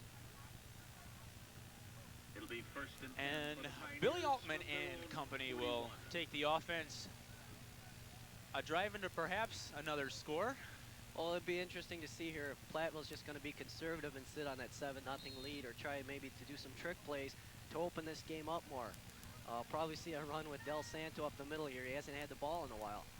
Well, perhaps maybe we haven't talked about the River Falls defense enough, as we see Tom Steger in motion. The handoff is to Del Santo, and he slips one tackle only to get maybe a yard. Santo, the ball carrier. But getting back to the River Falls defense, Ryan before we do this Sim replay, Norm. And Kevin Hermanson made the Once stop. again, the first down run with Del Santo. No surprise here. Del Santo had nothing. He did a good job, though, to get at least 1 yard on that play. Getting back to the defense for River Falls, I mean, they only allow, what, 3 points in their first 2 games? And, I mean, that's no slacker defense either. You got to give them credit for the Pioneers, Well, yeah. you know, unable to get something going right away. Another thing to look at is the defense wasn't the one that gave up the touchdown either. It was their offense that Right. did.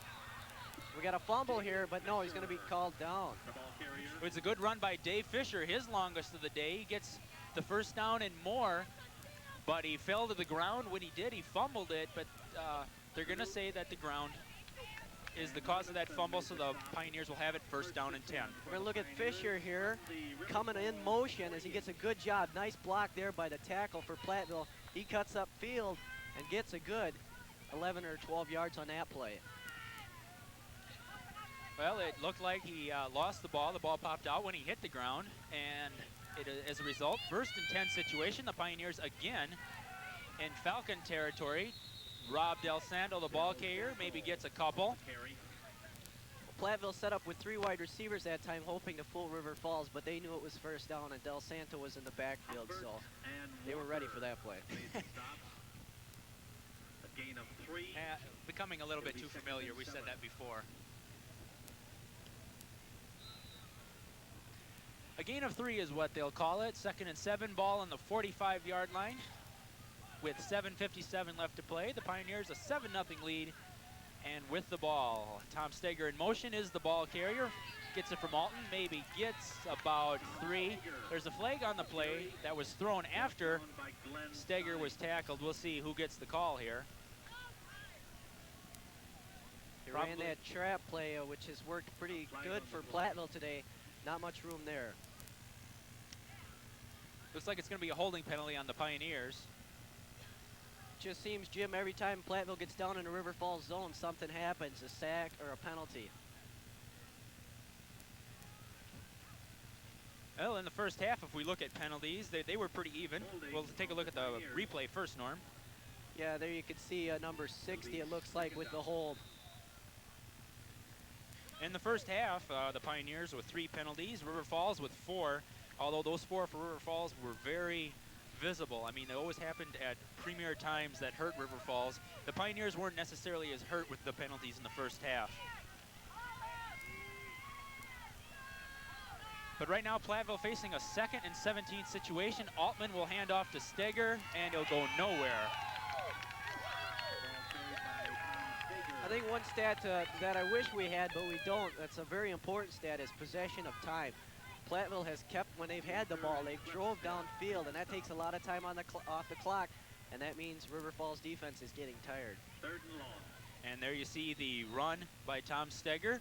Lost a couple of yards on that play. It'll be 3rd and 18. I'd like to see Platteville gamble here and go with a pass downfield instead of being conservative and run.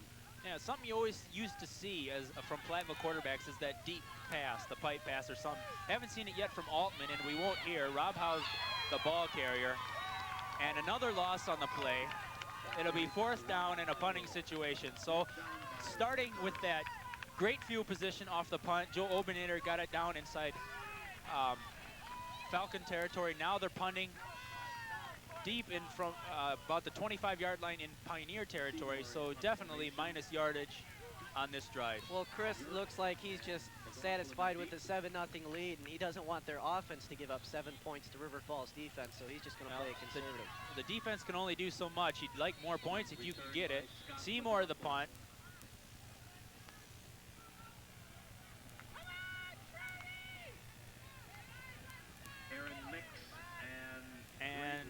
River Falls will have the ball 1st and 10 at about the 29-yard line. 6:02 left to play in this 3rd quarter. Platteville still clinging on to that 7-0 lead. And you hope that this game isn't going to turn into the Oshkosh game last week, where Platteville played 3.5 good quarters of football before they surrendered 14 points to Oshkosh. Still came up with the win, however, but 7 points, you don't want to be able to do that this week. Yeah, last week in 57 minutes, they held Oshkosh to, I believe, 80-something yards. But in the last 3 minutes, Oshkosh, like you said, put 14 points on the board and over 120 yards.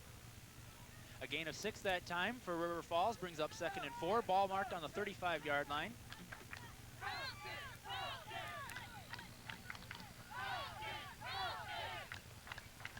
And Pearson, the quarterback.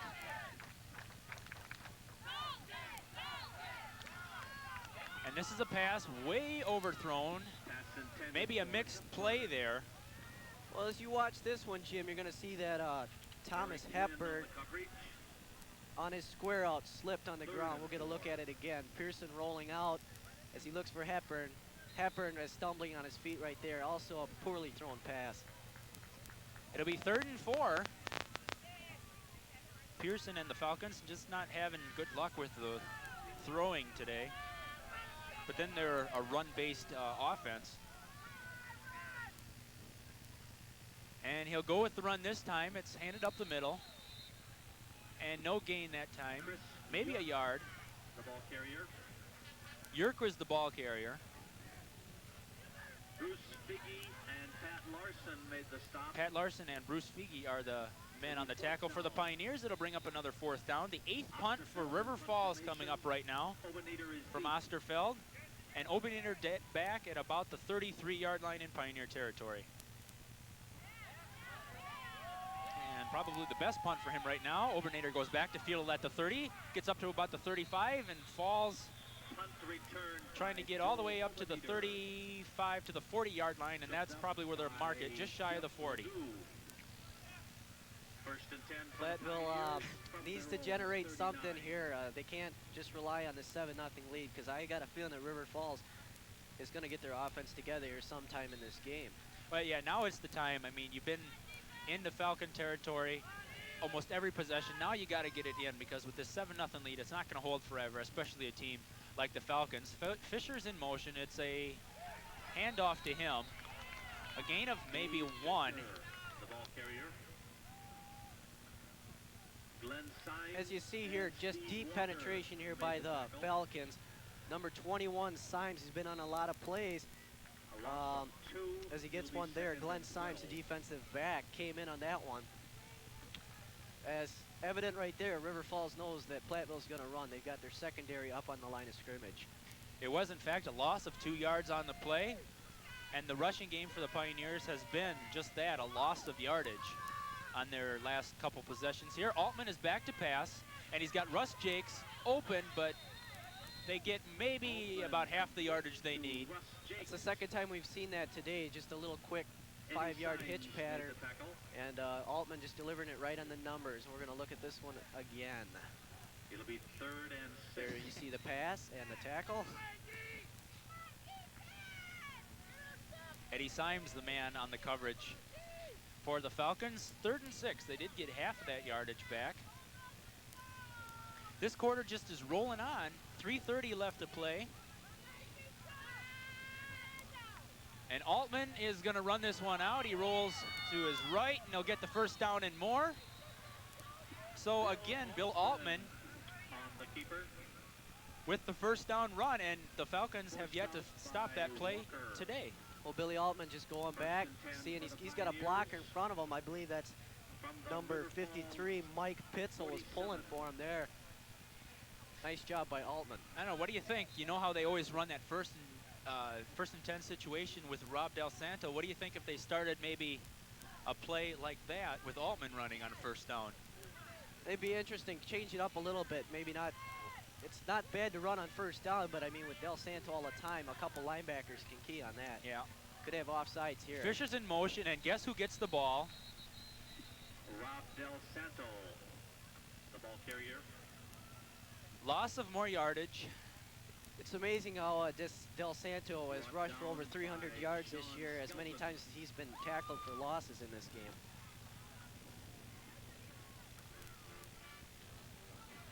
Gonna look at this play again, see what happened. It looks like the defensive end there jumped, and that's gonna be offsides, but as you saw that, Del Santo getting stuffed in the backfield, no blocking there for Rob. So the Pioneers get another break. They'll move the ball up.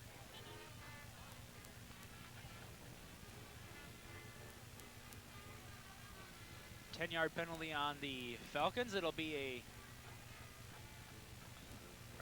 5-yard penalty, 1st and 5, 42-yard line in Falcon territory. And the clock continues to run, 3:10 and counting in this 3rd quarter. Still 7-0 Pioneers, and they have the ball with Altman leading at quarterback. Platteville just satisfied to hold on to the ball because that's just running, like you said, time off the clock and keeping that River Falls defense out there. Fisher in motion, and that's Del Santo in motion, actually, who got the ball. Rob Del Santo on the carry. Gain of 2, 2nd and 3 it's going to be. Ball marked at the 40. Made the stop. Gain of 2, it'll be 2nd and 3.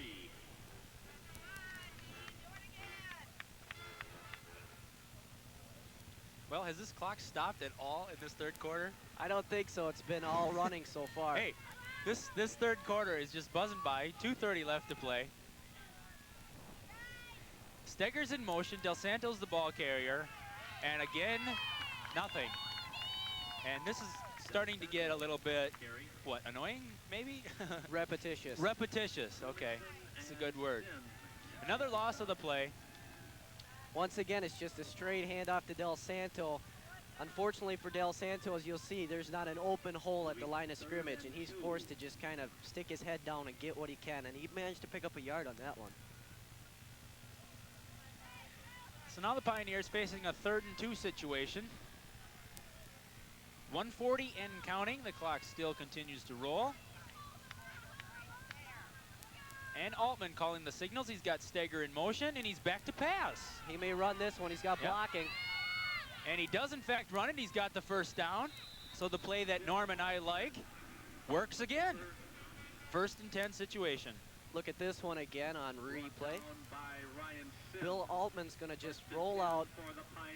I don't think he's really even thinking pass here because he's got 2 linemen in front of him blocking. And he does a good job here diving into the pile and getting an extra couple yards.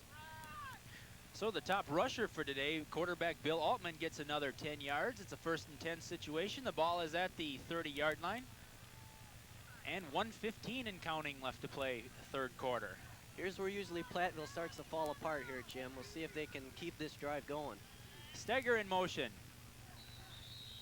And you know who's got the ball? Rob Del Santo. First down and 10. I mean, 2nd and 10, no gain. 50 seconds and counting left to play. Well, I don't really understand why that play is called. Maybe to keep River Falls from falling back or something. I have no idea why they're calling that every time on first down, but they're doing it. Boy. Anyway, 2nd and 9. 30 seconds left, 3rd quarter. Here's the rollout again. And he looks like he just, well, it looked like he was going to pass, but he runs again. Took a good hit that time as he hits the ground. We'll have to look at this one again as Bill Altman went flying at the end of that play. Definitely not going to pass here as he's got blocking well ahead of him. Notice a little pointing upfield, telling the blockers where to go, and he goes airborne at the end of that play. He's a tough guy, though, as he's back in the huddle, giving the next call. Well, that gets him a 1st and 10 situation on the River Falls 19-yard line. We're going to get probably one more play off before this 3rd quarter is history. 8 seconds and counting. Altman calling the signals, and the Pioneers are up 7-0. And Altman is back to pass on 1st down, and look into the end zone. He'll be sacked. There's that one play we've been talking about all game. They march it downfield, and a sack or something happens. All right, well, that's the last play of this 3rd quarter. Let's look at the replay before we go on. Altman back to pass, trying to find his receiver in the end zone, but ends up being sacked as he goes out of bounds. And that's what's going to end this 3rd quarter, Norm. The Pioneers still holding on to that slim 7-0 lead, and they're driving before the sack. They've still got good ball position at the 26-yard line. At the end of 3 quarters of play, it is Platteville 7, River Falls nothing. And we're into the last quarter of the game, Norm. If you're Coach George Christ, you got to think another score would be nice.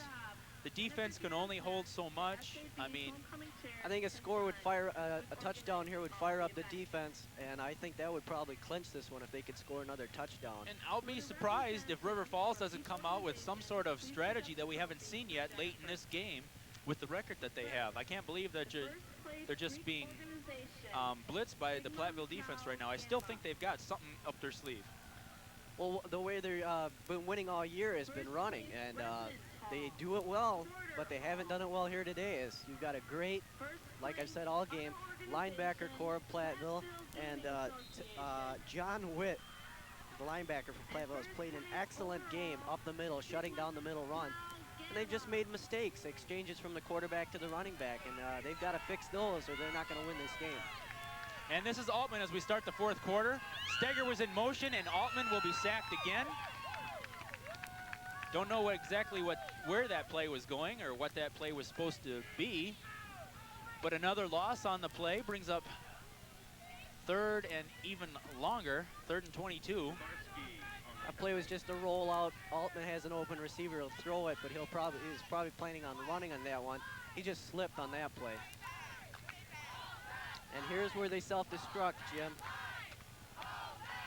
Well, let's see if they go with a pass or if they just simply go with the running play on Del Santo. And he rolls to his left, going for the pass, and he's going to do the running himself. Altman getting near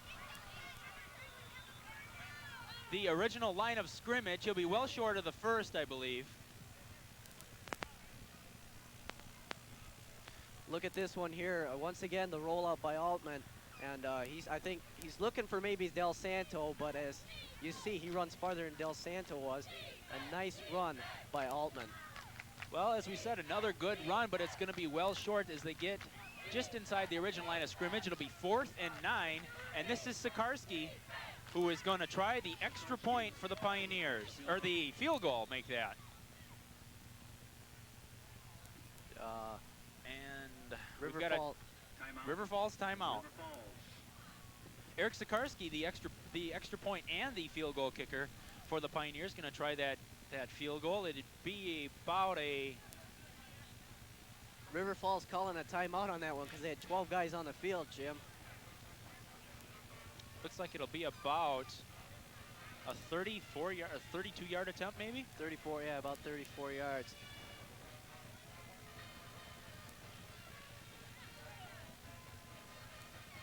This would be a big field goal if they can nail it, because that means 2 scores by a River Falls team that hasn't even moved the ball at all today. Well, the Pioneers, if you take it back to last year when the Pioneers tied the game against River Falls, they missed the extra point. It was blocked. There were kicking questions all last year. Hopefully, we haven't seen too many field goal attempts this year, not too many at all for the Pioneers. So hopefully we've got a good one here. It's a long try, about 32 yards it's going to be. The kick is up. The kick looks good, and it is by Eric Sakarski, the 32-yard field goal. And the Pioneers, just as you said, Norm, with a very important score there. It's now going to take River Falls 2 scores to either tie or go ahead. But the score right now with the Eric Sakarski field goal is now Platteville 10, River Falls 0. And Norm, are we smelling upset yet, or is it a little bit too early? I think we're smelling it, but definitely the crowd is. They're excited. The Platteville players are definitely feeling it. On that field goal, bad snap, but a good job by the holder, and Sakarski just kicked a rocket through the post. It is a big score, Jim, and yeah, I guess you got to be thinking upset here. They're up 10-0. River Falls has yet to move the ball, or prove to us that they can move the ball. Well, now what's important now is the Pioneer defense is able to stop River Falls, because teams come back after you score so tough, and especially in the 4th quarter when they know they need 2 scores. I think this is going to be an important drive for the defense, and if the defense is able to hold River Falls at this position, I think that's a really good sign that they've got this one wrapped up. River Falls has got to do something they don't want to do, and they're going to have to pass. Well, a mix-up on the return. Yerk catches the bobbled ball. Little miscommunication between McLaughlin and Yerk, and the Pioneers took advantage. Greg Enns there on special teams for the Pioneers. Nothing going right for River Falls, and as you see right there, miscommunication on the pickup, and no running room there for Yerk. Got to go to the air now, Jim. Well, that's what we're expecting. 1st and 10, ball on the 15-yard line, 85 yards to go for a score here. And just the first down play as a run. McLaughlin, I believe, is the ball carrier, maybe a yard. So still tough defense by the Pioneers. That Platteville defense is real fired up as you see them down there on the field. Dave Albert and Todd Karch made the tackle. 2nd and 10. Dave Albers and Todd Karch, the men defending that play for the Platteville defense. Car keys has been found near the ticket booth. It's interesting to see Travis Nordrum on the sidelines. He's one of their big play guys, and he's out of the game right now.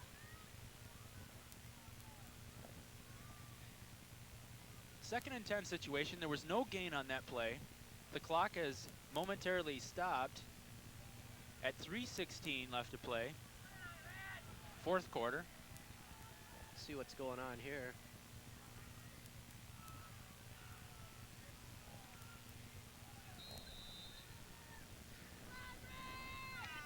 And now here comes the River Falls offense. Of course, led by Eric Pearson. 1st and 10 situation. It's a handoff up the middle. Chris Clausen on the carry. We look here, Jim, this is going to be probably one of the best runs River Falls had all day. A quick hitter right up the middle for the Falcons. Pick up about good 6 yards. Chris Clausen, the ball carrier that time. Ryan Reed on the coverage for the Pioneers. 3rd and 4. Ball marked on the 21-yard line.